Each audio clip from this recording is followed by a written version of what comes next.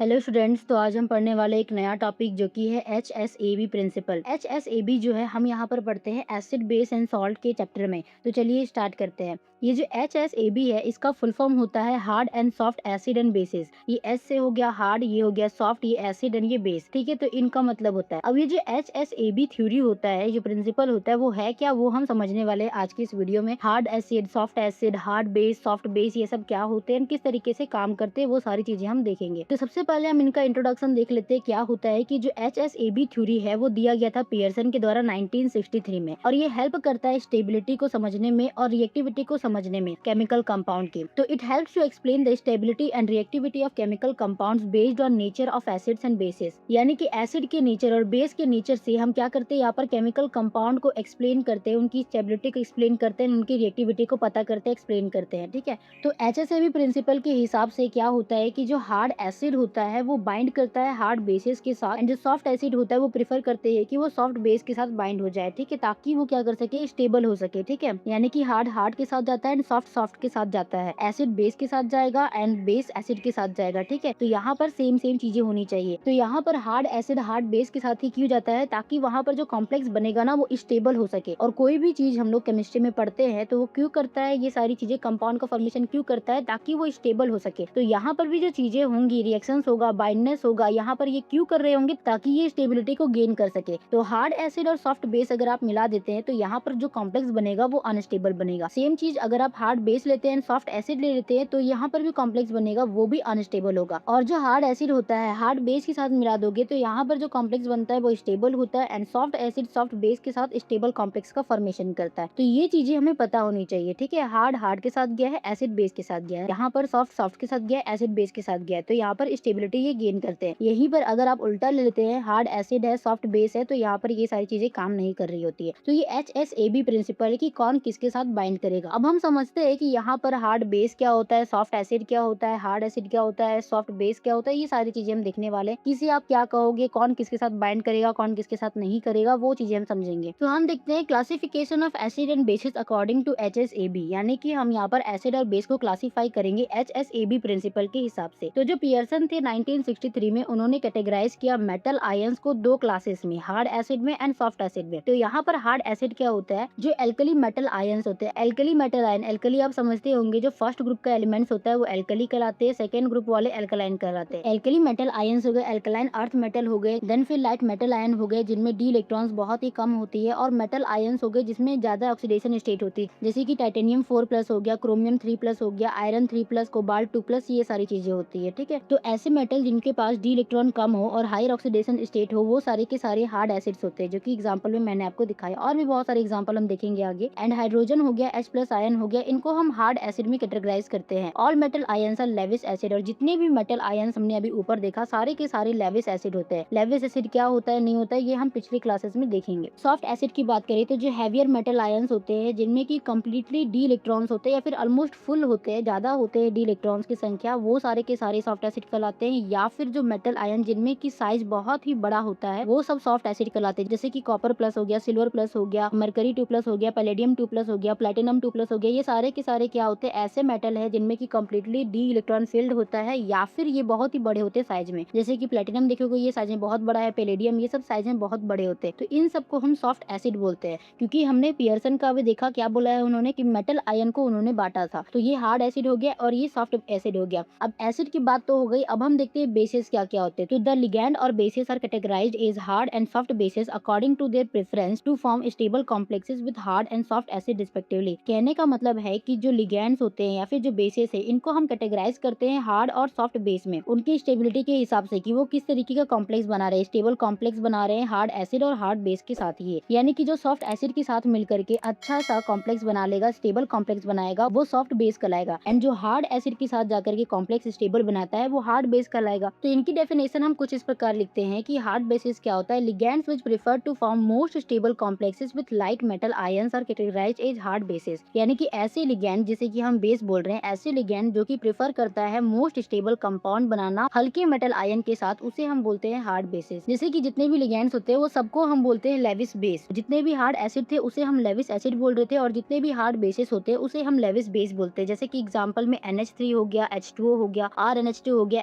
Bromine group and OH minus यानी कि hydroxide group, ये सारे के सारे हार्ड बेसिस कहलाते हैं। देन फिर आता है सॉफ्ट बेसिस। तो सॉफ्ट बेसिस क्या होते हैं? वैसे लिगेंड जो कि बहुत ही ज्यादा स्टेबल कंपाउंड बनाएंगे हैवी मेटल आयंस के साथ, ये सॉफ्ट मेटल आयन के साथ बनाते हैं और ये हैवी मेटल के साथ स्टेबल कॉम्प्लेक्स का फॉर्मेशन करते हैं, उसे हम बोलेंगे सॉफ्ट बेस। तो सॉफ्ट बेस सॉफ्ट एसिड के साथ जाते हैं। एग्जाम्पल के लिए R3P हो गया, यानी कि यहाँ पर एल्काइल ग्रुप 3 होंगे, H2O3 2 माइनस हो जाएगा, HCN हो जाएगा, थायोसाइनाइड हो जाएगा, R3AS हो गया, ये सब। तो ये सारे के सारे सॉफ्ट बेसिस कहलाते हैं। तो हमने यहाँ पर सीखा कौन सा हार्ड एसिड है, सॉफ्ट एसिड है, hard base and soft basis है। अब इनकी क्लासिफिकेशन हम करते हैं लेविस एसिड के हिसाब से, लेविस के कॉन्सेप्ट के हिसाब से। तो सबसे पहले जो इलेक्ट्रॉन को एक्सेप्ट करता है उसे हम एसिड बोलते हैं लेविस के हिसाब से, एंड जो इलेक्ट्रॉन को डोनेट करता है उसे हम बेस बोलते हैं। ठीक है, तो सबसे पहले हम यहाँ पर इलेक्ट्रॉन एक्सेप्टर यानी कि एसिड की क्लासिफिकेशन की बात करेंगे। तो इसमें हम 3 तरह के एसिड देखते हैं, hard acid, soft acid and border line acid. Hard acid क्या होते हैं? जो हार्ड बेसिस के साथ मिलकर के स्टेबल कॉम्प्लेक्सेस का फॉर्मेशन करते हैं। इनकी कैरेक्टरिस्टिक की बात करें तो ये बहुत ही छोटे होते हैं साइज में, इनकी जो चार्ज होती है बहुत ही ज्यादा होती है। ठीक है, चार्ज इनमें ज्यादा प्रेजेंट होते हैं, डेंसिटी बहुत ही कम होती है, लो पोलराइजेबिलिटी होती है और ये आयनिक बॉन्ड का फॉर्मेशन करते हैं, जैसे कि H+ हो गया, Na+। एसिड में आपको पता है पॉजिटिव चार्ज होगा कि ये इलेक्ट्रॉन को एक्सेप्ट कर रहे होते हैं, तो इनके पास पहले से कमी होगी इलेक्ट्रॉन्स की, तभी तो ये एक्सेप्ट कर रहे हैं, तो इसका मतलब इनमें हमेशा पॉजिटिव चार्ज रहने वाला है। तो इसमें जो भी आयन दिखेंगे जैसे कि H+ हो गया, Na+, K+, magnesium 2+, calcium 2+, aluminium 3+, Fe3+, titanium 4+, ये सारे के सारे हार्ड एसिड कहलाते हैं। तो इनमें जितने भी आप देख रहे हो सारे के स्मॉल साइज होता है, इनमें चार्जेस देखोगे तो इनकी जितनी मैक्सिमम बन सकती है इनके द्वारा वही बनाया जा रहा है, और ये जो है सारे के सारे आयनिक बॉन्ड का फॉर्मेशन करते हैं और उनकी पोलराइजेबिलिटी जो होती है बहुत ही कम होती है।